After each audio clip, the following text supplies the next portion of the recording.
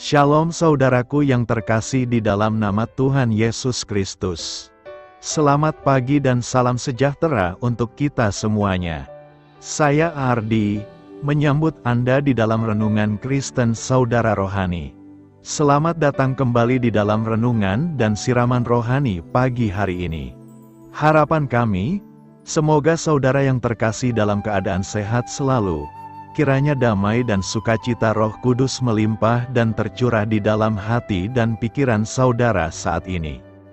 Mari luangkan waktu saudara selama 30 menit ke depan untuk mendengarkan siraman khotbah pagi dan saat teduh bersama kami tim Diakonia Saudara Rohani.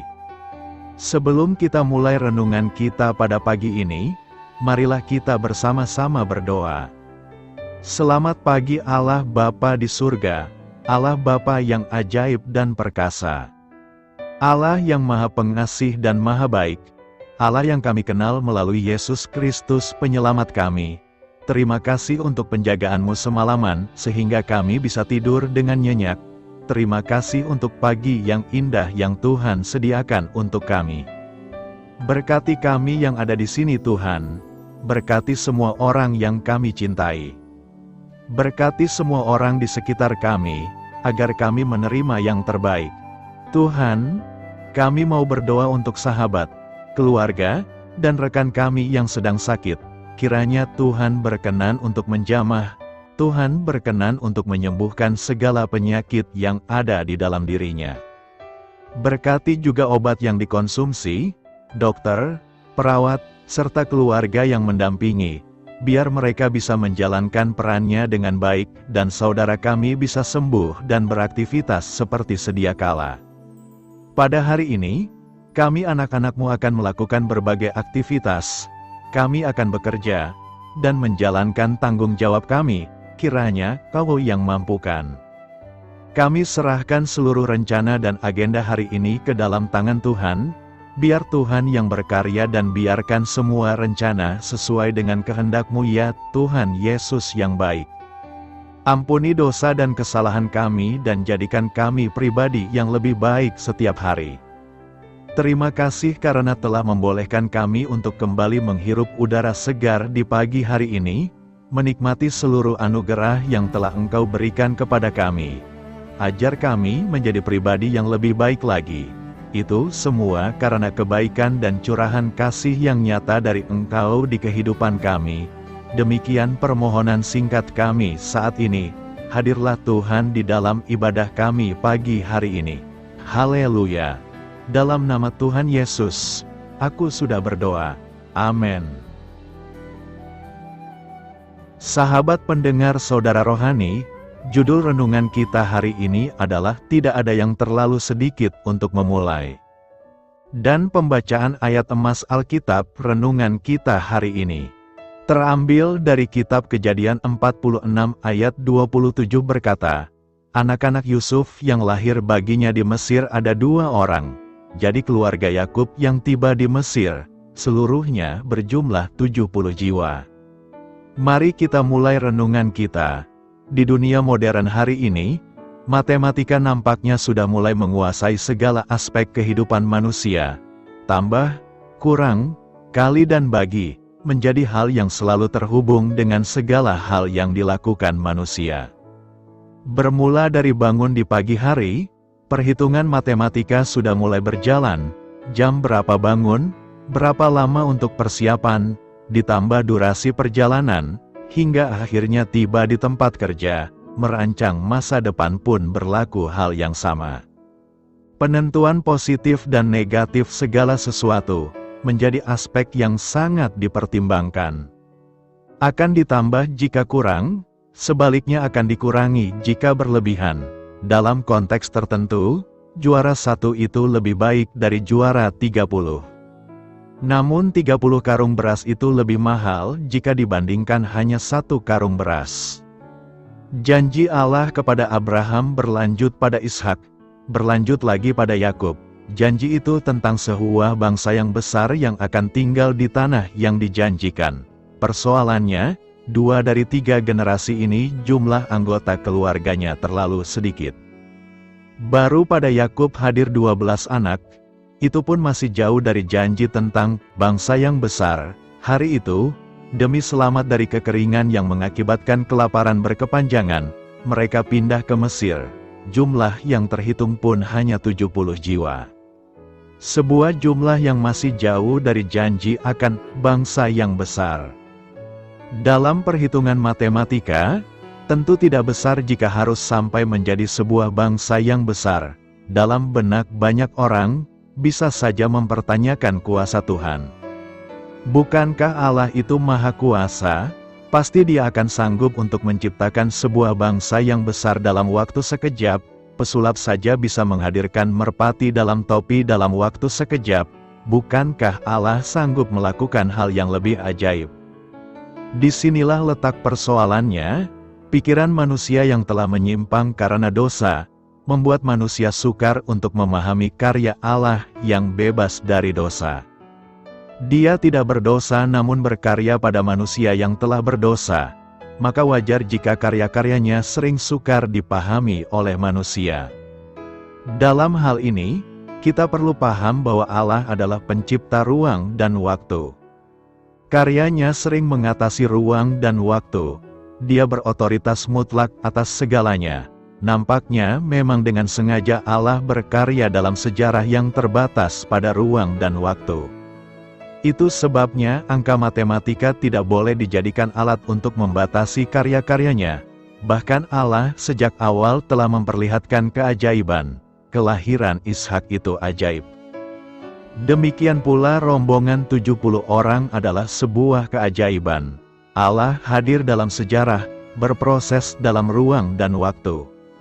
4 abad di Mesir nampaknya menjadi tempat perlindungan yang strategis agar jumlah mereka bertambah dengan baik, sampai menunggu waktu yang cukup untuk jumlah yang besar untuk menjadi sebuah bangsa.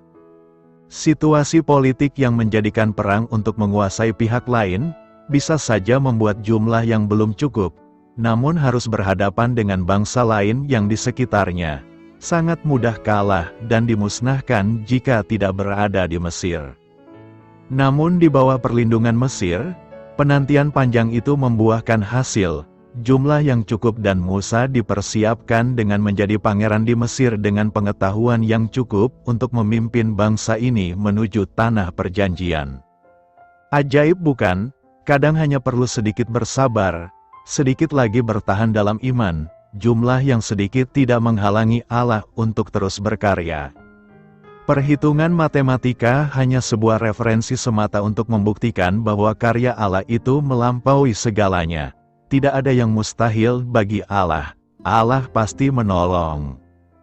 Tuhan menyertai perjalanan kita. Kejadian 46 ayat 3-4 berkata, lalu firman-Nya, Akulah Allah, Allah ayahmu, janganlah takut pergi ke Mesir, sebab aku akan membuat engkau menjadi bangsa yang besar di sana.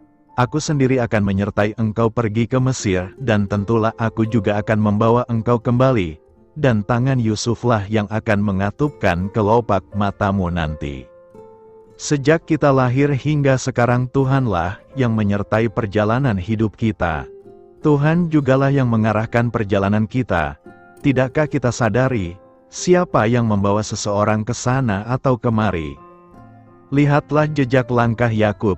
Pandanglah pekerjaan Allah. Yakub mengatakan, aku mau pergi melihatnya. Rasa rindunya kepada Yusuf membuat Yakub bertekad menjumpainya. Ia memutuskan untuk pergi ke Mesir. Di tengah jalan, Allah hadir menyampaikan janji-janjinya dan kepastian penyertaannya. Allah menunjukkan apa yang akan terjadi di depan. Allah menjumpai Yakub, sama seperti Dia menjumpai Abraham dan Ishak di waktu lampau. Tidak ada yang berubah. Prakarsa itu datangnya dari Allah. Seringkali tanpa disadari, Allah membawa kita ke wilayah yang lain, ke negeri yang hanya Dia yang tahu. Lalu yang terjadi di tanah itu bukan apa yang kita pikirkan, tetapi yang Allah rencanakan. Inilah yang akan membuat orang percaya tetap setia di balik ketidaktahuannya.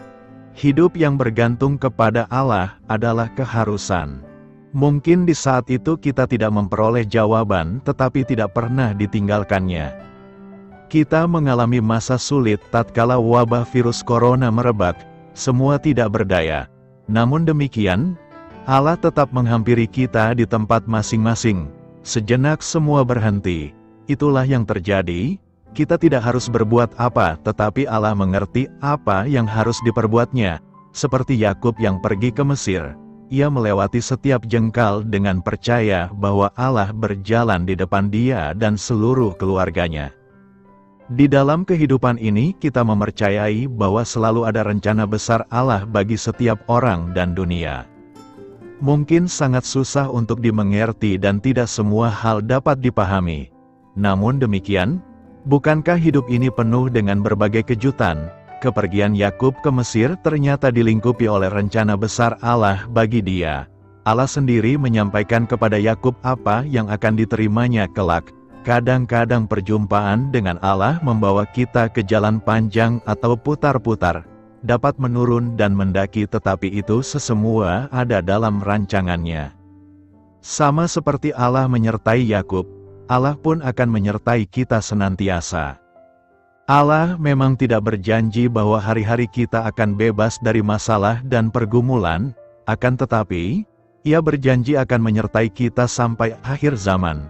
Allah kita adalah Allah yang menetapi janjinya. Ia tak pernah ingkar.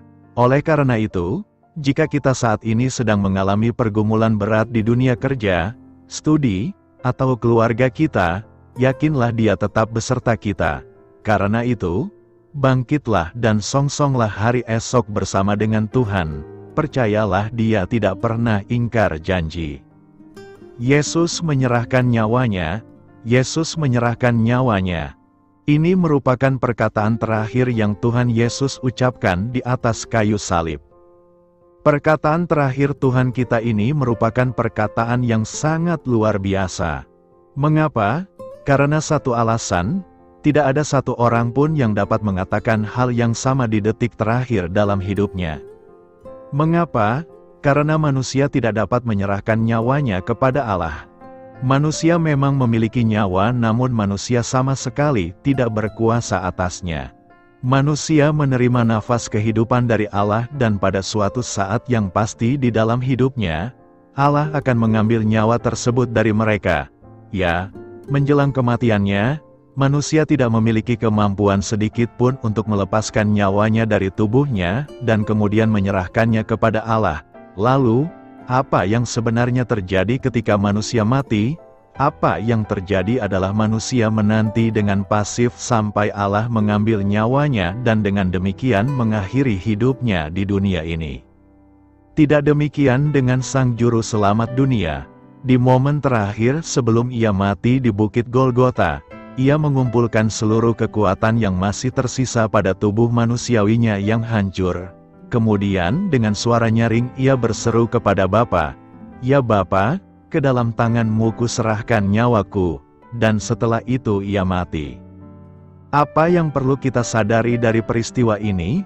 Tidak seperti pikiran banyak orang yang menolak iman Kristen dan merendahkan Yesus karena kematiannya di atas salib. Yesus tidak mati karena maut mengakhiri hidupnya.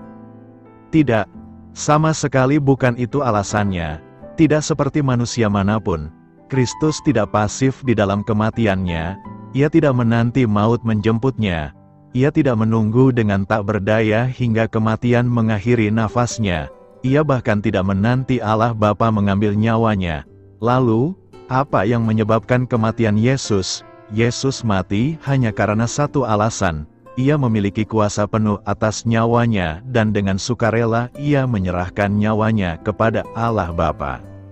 Menyerahkan nyawa berarti itu sama artinya dengan mati. Sangat menarik sekali pada kata, "Aku menyerahkan." Karena kata ini tidak bermakna, "Aku menyerahkan lalu sudah," tetapi bermakna, "Aku menitipkan," atau, "Aku menyerahkan dan nanti aku klaim kembali." Seperti kita menyerahkan uang kepada bank untuk disimpan dan suatu saat kita dapat menariknya kembali. Maka, dapat dipahami mengapa Yesus Kristus mengutip Mazmur 31 ayat 6 secara khusus pada perkataannya yang terakhir di kayu salib. Ini merupakan suatu deklarasi keimanan yang juga menjadi pijakan iman kita, bahwa Yesus Kristus mendepositokan nyawanya ke tangan Bapa Surgawi, dan Dia pasti akan mendapatkannya kembali pada kebangkitannya dari antara orang mati pada hari yang ketiga. Ya, Dia bangkit. Apa yang hendak kita lihat ini? Pertama, kematian Yesus merupakan tindakan aktif. Kata-kata Yesus berbeda dengan kata-kata Saint Vanus, "Tuhan Yesus, terimalah rohku." Keunikan dari tindakan Tuhan kita bisa terlihat dengan membandingkan kata-katanya di kayu salib dengan kata-kata dari Saint Vanus yang sedang sekarat. Pada waktu martir Kristen pertama itu sampai di tepi sungai, ia berseru, "Tuhan Yesus, terimalah rohku." Tetapi kontras dengan ini Kristus berkata, "Bapa, ke dalam tanganmu kuserahkan rohku." Roh Saint Vanus diambil dari dia. Tidak demikian dengan Sang Juru Selamat, tidak seorang pun bisa mengambil nyawanya dari dia. Ia menyerahkan rohnya kepada Bapa. Kedua, Yesus mati karena kehendaknya sendiri. "Bapa mengasihi aku, oleh karena aku memberikan nyawaku untuk menerimanya kembali. Tidak seorang pun mengambilnya daripadaku, melainkan aku memberikannya menurut kehendakku sendiri. Aku berkuasa memberikannya dan berkuasa mengambilnya kembali. Inilah tugas yang kuterima dari Bapa-Ku." Yesus menyerahkan nyawanya karena Ia menghendakinya, pada saat Ia menghendakinya, dan sebagaimana Ia menghendakinya. Kematian Kristus merupakan sesuatu yang bersifat supranatural. Dengan ini kami memaksudkan bahwa kematiannya itu berbeda dengan setiap kematian yang lain. Dalam segala hal Ia mempunyai keunggulan. Kelahirannya berbeda dengan semua kelahiran yang lain.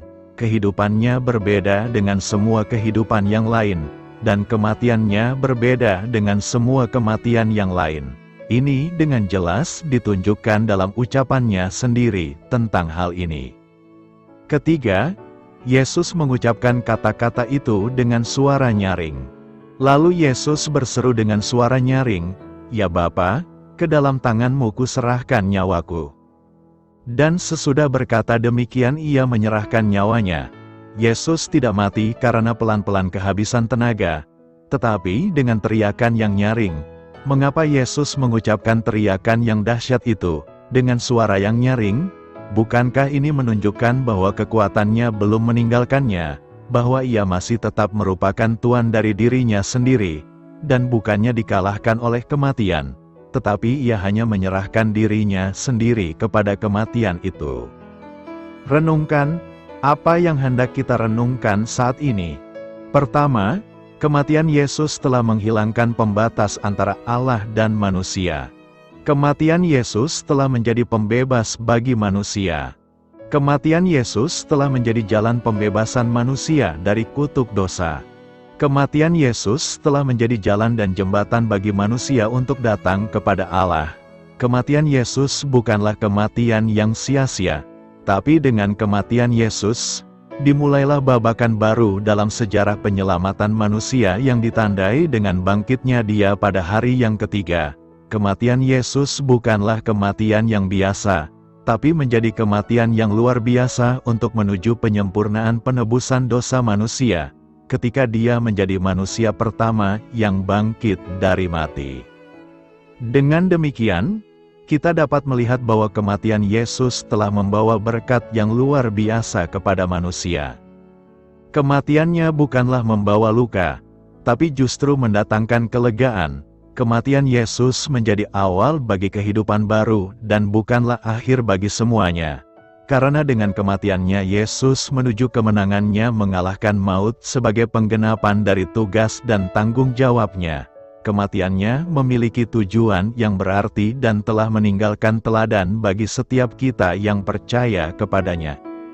Kedua, kita perlu mengaku Yesus yang disalibkan dan mati untuk yang memuliakan Allah. Pengakuan kepala pasukan bahwa Yesus sesungguhnya orang benar, haruslah juga menjadi pengakuan segenap umat yang menghayati imannya, dan pengakuan itu diikuti dengan sikap hidup yang berkenaan, hidup yang benar dan hidup yang memuliakan Allah. Ketiga, peristiwa kematian Yesus merupakan tindakan penyelamatan dan penebusan umat beriman dari dosa.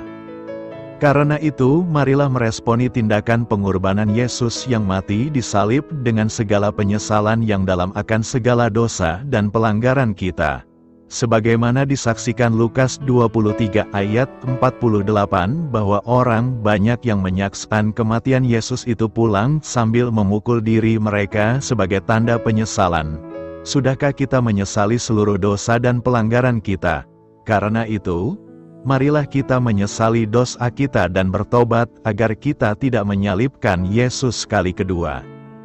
Kata Fir'aun kepada Yusuf, oleh karena Allah telah memberitahukan semuanya ini kepadamu, tidaklah ada orang yang demikian berakal budi dan bijaksana seperti engkau. Engkaulah menjadi kuasa atas istanaku, dan kepada perintahmu seluruh rakyatku akan taat, hanya tahta inilah kelebihanku daripadamu. Selanjutnya Fir'aun berkata kepada Yusuf, dengan ini aku melantik engkau menjadi kuasa atas seluruh tanah Mesir. Sesudah itu Fir'aun menanggalkan cincin meterainya dari jarinya dan mengenakannya pada jari Yusuf. Dipakaikannya lah kepada Yusuf pakaian daripada kain halus dan digantungkannya kalung emas pada lehernya. Lalu Fir'aun menyuruh menaikkan Yusuf dalam keretanya yang kedua, dan berserulah orang di hadapan Yusuf, hormat. Demikianlah Yusuf dilantik oleh Fir'aun menjadi kuasa atas seluruh tanah Mesir. Berkatalah Fir'aun kepada Yusuf, akulah Fir'aun, tetapi dengan tidak setahumu, seorang pun tidak boleh bergerak di seluruh tanah Mesir. Lalu Fir'aun menamai Yusuf, Zafnat Paaneah, serta memberikan Asnat, anak Potifera, imam Dion, kepadanya menjadi istrinya. Demikianlah Yusuf muncul sebagai kuasa atas seluruh tanah Mesir. Yusuf berumur 30 tahun ketika ia menghadap Fir'aun, raja Mesir itu. Maka pergilah Yusuf dari depan Fir'aun, lalu dikelilinginya seluruh tanah Mesir. Tanah itu mengeluarkan hasil bertumpuk-tumpuk dalam ke-7 tahun kelimpahan itu. Maka Yusuf mengumpulkan segala bahan makanan ke-7 tahun kelimpahan yang ada di tanah Mesir, lalu disimpannya di kota-kota. Hasil daerah sekitar tiap-tiap kota disimpan di dalam kota itu. Demikianlah Yusuf menimbun gandum seperti pasir di laut, sangat banyak, sehingga orang berhenti menghitungnya, karena memang tidak terhitung. Sebelum datang tahun kelaparan itu, lahirlah bagi Yusuf 2 orang anak laki-laki, yang dilahirkan oleh Asnat, anak Potifera, imam Dion. Yusuf memberi nama Manasye kepada anak sulungnya itu, sebab katanya, Allah telah membuat aku lupa sama sekali kepada kesukaranku dan kepada rumah bapakku, dan kepada anaknya yang kedua diberinya nama Efraim, sebab katanya, Allah membuat aku mendapat anak dalam negeri kesengsaraanku. Setelah lewat ke-7 tahun kelimpahan yang ada di tanah Mesir itu, mulailah datang 7 tahun kelaparan, seperti yang telah dikatakan Yusuf, dalam segala negeri ada kelaparan, tetapi di seluruh negeri Mesir ada roti. Ketika seluruh negeri Mesir menderita kelaparan, dan rakyat berteriak meminta roti kepada Fir'aun, berkatalah Fir'aun kepada semua orang Mesir, pergilah kepada Yusuf. Perbuatlah apa yang akan dikatakannya kepadamu. Kelaparan itu merajalela di seluruh bumi. Maka Yusuf membuka segala lumbung dan menjual gandum kepada orang Mesir, sebab makin hebat kelaparan itu di tanah Mesir. Juga dari seluruh bumi datanglah orang ke Mesir untuk membeli gandum dari Yusuf, sebab hebat kelaparan itu di seluruh bumi. Demikian sabda Tuhan.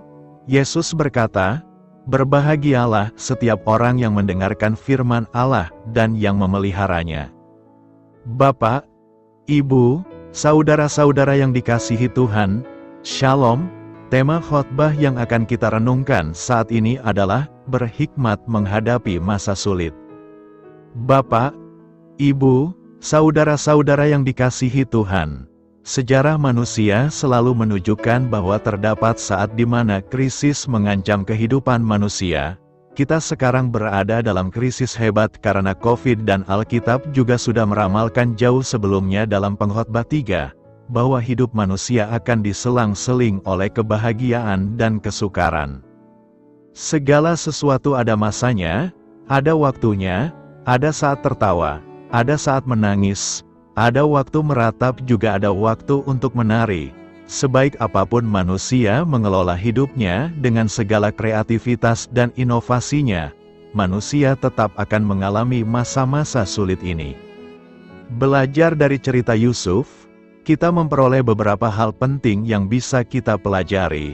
Pertama, saudara-saudara, bahwa krisis tidak boleh hanya dipandang dari sisi negatifnya atau sisi buruknya.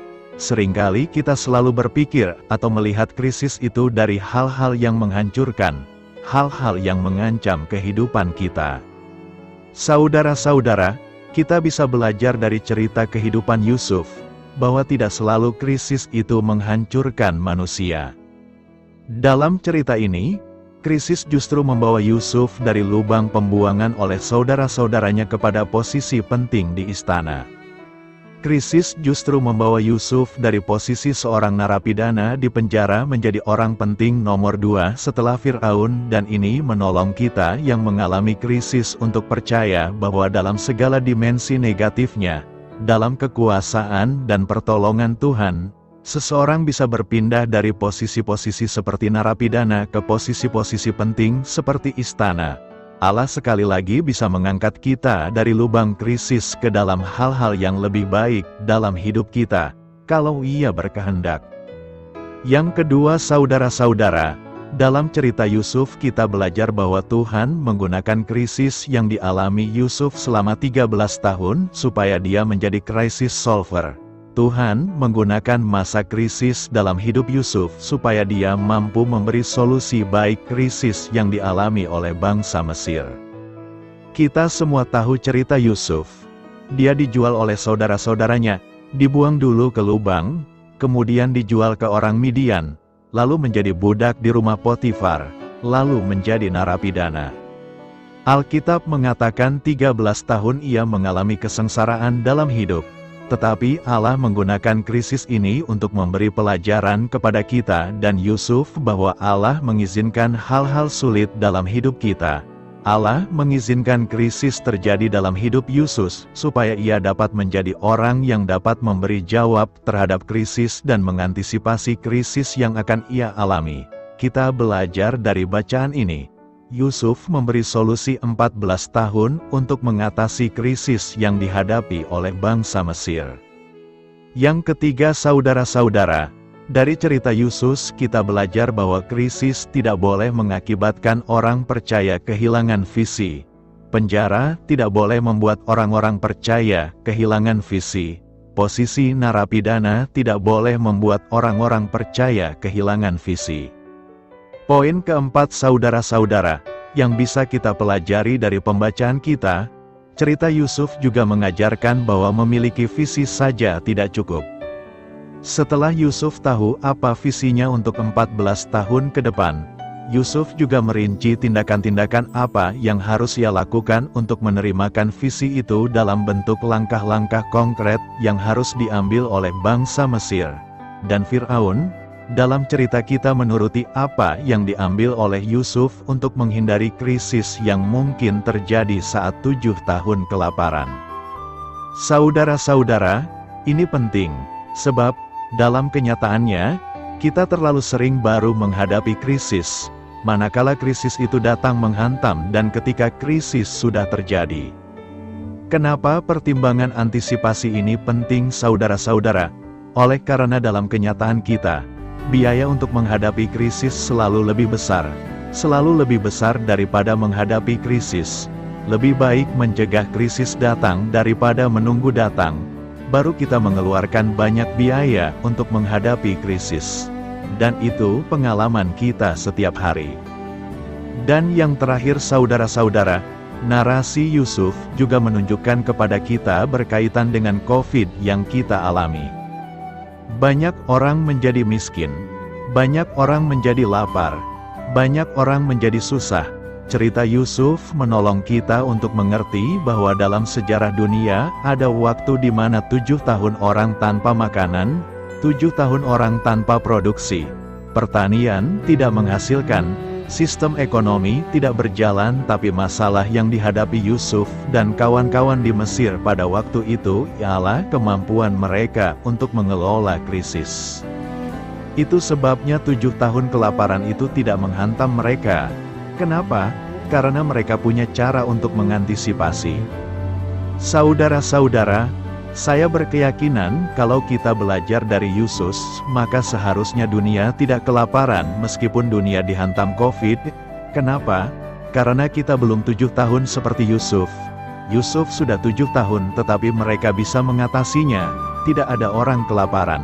Makanan tersedia. Bagaimana dengan kita?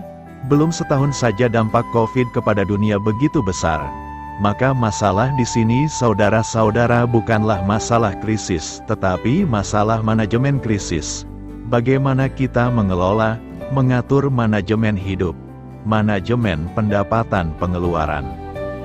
Negara juga perlu mengatur manajemennya dengan baik, sehingga kalau Yusuf bisa mengatasi krisis selama 7 tahun, maka saya kira bangsa kita, negara kita, gereja kita, masyarakat kita juga akan mampu mengatasi krisis yang dialami sekarang ini. Saudara-saudara, itulah beberapa hal yang bisa kita belajar dari cerita Yusuf saat ini.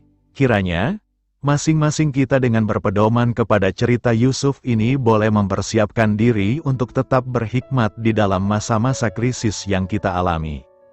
Apa yang dapat kita pelajari dari kehidupan Yusuf? Yusuf adalah putra ke-11 dari Yakub, putra sulung dari Rahel, istri kesayangan Yakub. Kisah Yusuf dapat ditemui dalam Kejadian pasal 37-50.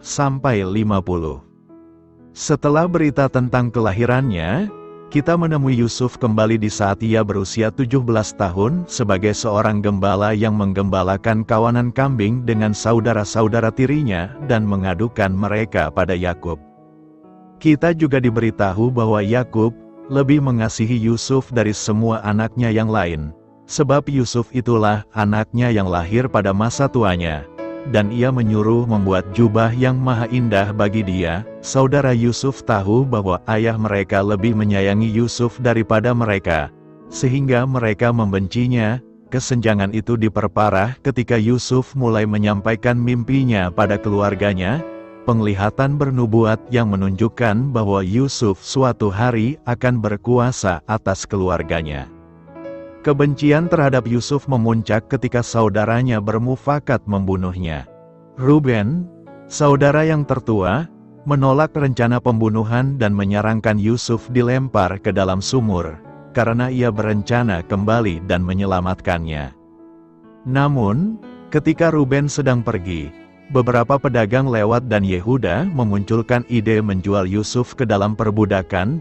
Para saudara menjualnya sebelum Ruben kembali. Para saudaranya mengambil jubah Yusuf dan, setelah mencelupkannya ke dalam darah kambing, menipu ayah mereka sehingga percaya bahwa anak kesayangannya telah diterkam mati oleh binatang buas.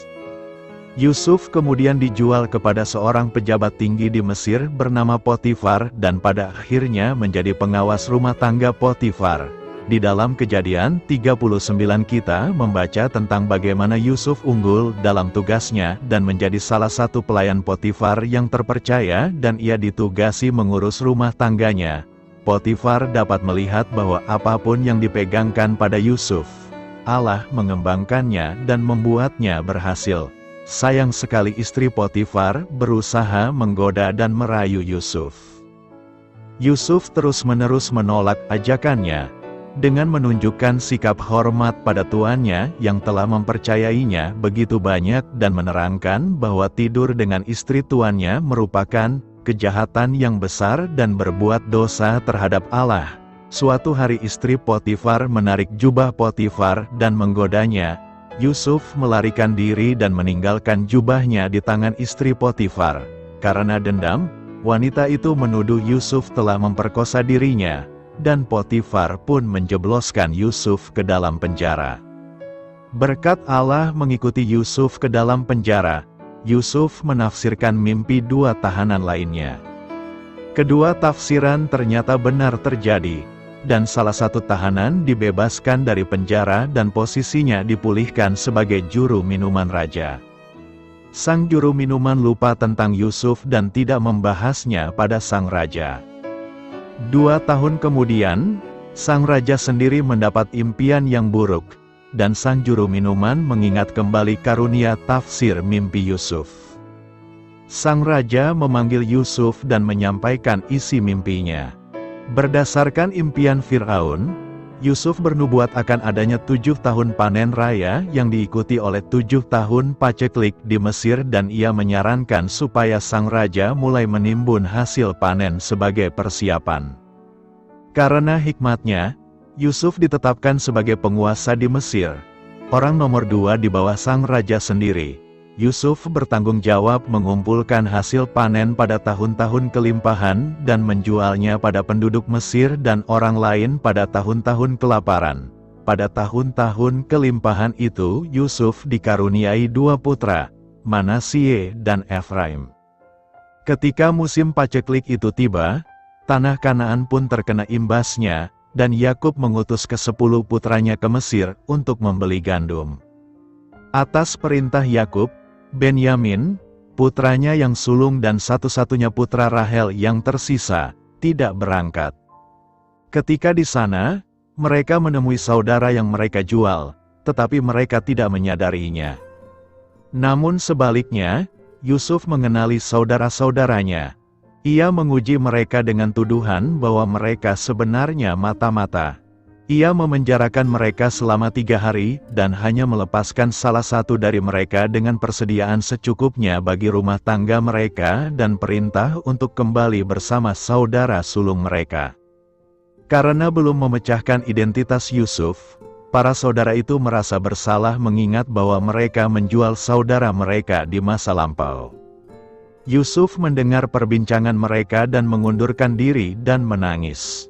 Ia menahan Simeon dan menyuruh pergi yang lain, dan secara rahasia mengembalikan uang mereka di dalam karung gandum mereka. Ketika para saudara menyadari uang mereka dikembalikan, mereka semakin cemas.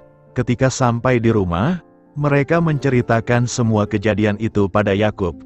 Yakub sekali lagi meratapi kehilangan Yusuf serta kehilangan Simeon yang baru terjadi. Ia menolak mengutus Benyamin, meskipun Ruben berjanji bahwa, jika ia tidak kembali dengan Benyamin, Yakub berhak membunuh kedua putranya. Begitu parahnya musim paceklik itu sehingga pada akhirnya Yakub pasrah. Yehuda meyakinkan Yakub mengutus Benyamin bersama dirinya, dengan nyawanya sendiri sebagai jaminannya. Yakub akhirnya setuju, dan mengutusnya dengan buah-buah pilihan dan uang sejumlah 2 kali lipat untuk membeli gandum. Ketika Yusuf melihat saudaranya datang, ia memerintah hambanya menyembelih hewan dan menyiapkan hidangan untuk dimakan bersama para saudaranya. Undangan makan bersama di rumah Yusuf membuat para saudaranya takut, dan mereka pun menjelaskan serta meminta maaf pada hamba Yusuf atas uang yang telah dikembalikan ke dalam karung mereka. Hamba Yusuf menghibur mereka dan melepaskan Simeon pada mereka. Ketika Yusuf kembali, para saudaranya sujud padanya, dan menggenapi nubuat dalam mimpi Yusuf. Ia bertanya tentang kabar keluarga mereka dan sekali lagi ia pergi ke kamarnya dan menangis terharu di situ. Ketika mereka hendak makan, di meja yang terpisah dari Yusuf, mereka terheran-heran karena posisi mereka telah diurutkan mulai dari yang tertua hingga paling muda. Benyamin diberi porsi 5 kali lipat saudara-saudaranya. Sebelum mengutus mereka pulang, Yusuf ingin menguji saudara-saudaranya dengan mengembalikan uang mereka di dalam karung gandum dan menempatkan piala perak Yusuf di dalam karung milik Benyamin. Para saudara itu mulai berjalan pulang sebelum Yusuf memerintah hambanya mengejar mereka dan berperilaku marah atas pencurian barang berharga itu dan seolah-olah hendak membunuh Benyamin. Setelah diseret kembali ke hadapan Yusuf, Yehuda memohon supaya nyawa Benyamin tidak dicabut, dengan berkata bahwa, jika Benyamin mati, maka Yakub pula akan mati. Yehuda menceritakan kedukaan Yakub atas kehilangan Yusuf dan betapa sayangnya Yakub terhadap Benyamin. Yehuda juga menceritakan sumpahnya pada Yakub di mana ia menjamin nyawa Benyamin dengan nyawanya sendiri. Begitu Yusuf menyaksikan perubahan hati saudara-saudaranya, ia menyuruh semua hambanya pergi dan menangis keras-keras sehingga didengar oleh seisi istana Fir'aun. Ia kemudian menyatakan dirinya pada saudara-saudaranya. Yusuf menghibur mereka dan berkata supaya mereka tak bersusah hati dan menyesali perbuatan mereka, karena Allah telah mengutusnya ke Mesir untuk memelihara mereka. Yusuf meneguhkan pengampunannya di tahun-tahun mendatang, setelah kematian ayahnya, dengan berkata bahwa, meskipun para saudaranya menghendaki kejahatan bagi dirinya, Allah menggunakannya untuk kebaikan. Yusuf mengutus para saudaranya pulang mengajak Yakub serta keluarganya untuk tinggal di Goshen, yang letaknya tidak jauh bagi Yusuf dan ia dapat memelihara mereka. Yakub akhirnya hidup di Mesir bersama segenap keluarganya. Sebelum meninggal, Yakub memberkati kedua putra Yusuf dan bersyukur atas kebaikan Allah. Tidak kusangka-sangka bahwa aku akan melihat mukamu lagi, tetapi sekarang Allah bahkan memberi aku melihat keturunanmu. Yakub memberi berkat yang lebih besar kepada sang anak bungsu dibanding anak sulung. Di dalam sejarah Israel, Efraim dan Manasye, suku-suku Yusuf, dianggap sebagai suku yang berbeda. Keturunan Yakub berdiam di Mesir selama 400 tahun, sampai di zaman Musa. Ketika Musa memimpin kaum Ibrani keluar dari Mesir, ia membawa pula tulang-tulang Yusuf, sebagaimana telah dipesan oleh Yusuf sebelumnya. Ada banyak pelajaran yang kita peroleh dari kisah Yusuf. Sebagai orang tua, kita diperingatkan untuk tidak memihak pada anak tertentu, sebagaimana kita amati dalam kesombongan Yusuf pada masa mudanya serta iri hati dan dengki para saudaranya. Kita juga beroleh sebuah teladan yang baik akan cara mengatasi godaan seksual, melarikan diri, dan kita juga memperoleh gambaran yang jelas akan kesetiaan Allah. Allah tidak meninggalkan anak-anaknya, bahkan di tengah penderitaan mereka, Yusuf disertai Tuhan. Mungkin ada situasi dan kondisi yang menyedihkan dalam kehidupan kita, dan mungkin ada yang tidak adil, sebagaimana kasusnya dalam kehidupan Yusuf. Namun, seperti yang kita pelajari, dengan tetap berlaku setia dan berserah pada Allah yang memegang kendali, kita dapat yakin bahwa Allah akan menghargai kesetiaan kita pada waktunya. Apakah ada yang berani menyalahkan Yusuf jika ia menolak membantu para saudaranya ketika mereka meminta pertolongan? Sebaliknya Yusuf berbelas kasih, dan Allah menghendaki supaya kita dapat menunjukkan belas kasihan daripada pengorbanan lainnya. Kisah Yusuf menunjukkan bagaimana dalam kedaulatannya Allah bekerja mengalahkan kejahatan dan menggenapi rancangannya. Setelah mengalami semua yang ia alami, Yusuf dapat melihat tangan Allah di balik peristiwa-peristiwa dalam kehidupannya. Ketika Yusuf mengungkapkan jati dirinya pada para saudaranya, ia membahas dosa mereka dengan demikian, tetapi sekarang, janganlah bersusah hati dan janganlah menyesali diri, karena kamu menjual aku ke sini, sebab untuk memelihara kehidupanlah Allah menyuruh aku mendahului kamu. Jadi bukanlah kamu yang menyuruh aku ke sini, tetapi Allah. Kemudian, Yusuf menghibur para saudaranya dengan memberi pengampunan, dengan berkata, memang kamu telah mereka-rekakan yang jahat terhadap aku, tetapi Allah telah mereka-rekakannya untuk kebaikan. Maksud terjahat manusia tak mungkin menggagalkan rancangan sempurna Allah. Berhikmat menghadapi masa sulit. Doa saya menyertai saudara sekalian. Marilah kita menyampaikan doa syafaat. Ya Allah, sebagai manusia yang lemah, aku sering dilanda ketakutan. Tolonglah aku untuk melihat dan merasakan kasih serta kepedulian-Mu di tengah pencobaan dan kesulitan yang kuhadapi. Amin. Sampaikan harapan dan permintaan saudara kepada Tuhan.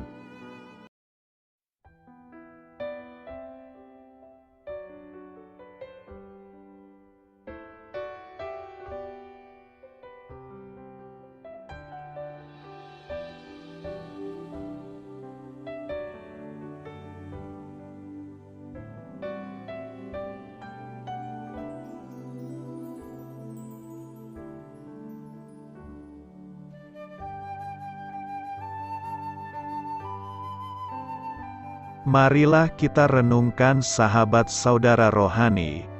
Demikianlah renungan firman Tuhan pagi hari ini. Semoga menjadi berkat dalam hidup kita.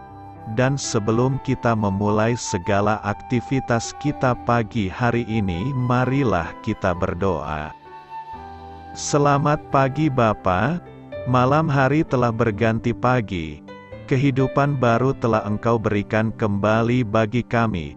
Bapa Surgawi, tolonglah aku menyadari kebutuhan orang lain, supaya aku dapat membagikan apa yang telah Engkau berikan kepadaku. Pada saat aku membutuhkan, berilah aku keyakinan bahwa Engkau akan mencukupkanku, melalui orang-orang yang mengasihi-Mu, bukan karena kami pantas atau layak, namun karena kasih karunia-Mu kami boleh ada, sebagaimana kami ada di pagi hari ini. Terima kasih Tuhan, atas kesempatan baru yang telah Tuhan berikan kepada kami, untuk bisa memperbaiki diri agar kami bisa lebih layak di hadapan-Mu. Hari ini kami serahkan semua perkara dan kesulitan yang akan kami lalui ke dalam tangan-Mu. Biarkanlah kami bisa memuliakan-Mu dalam segala aktivitas yang akan kami lakukan. Amin.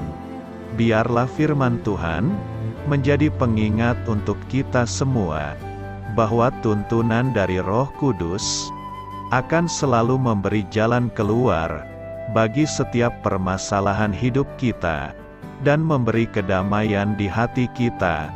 Sampai jumpa di renungan pagi saudara rohani berikutnya. Kiranya Tuhan selalu memberkati saudara semua hari ini. Amin. Shalom.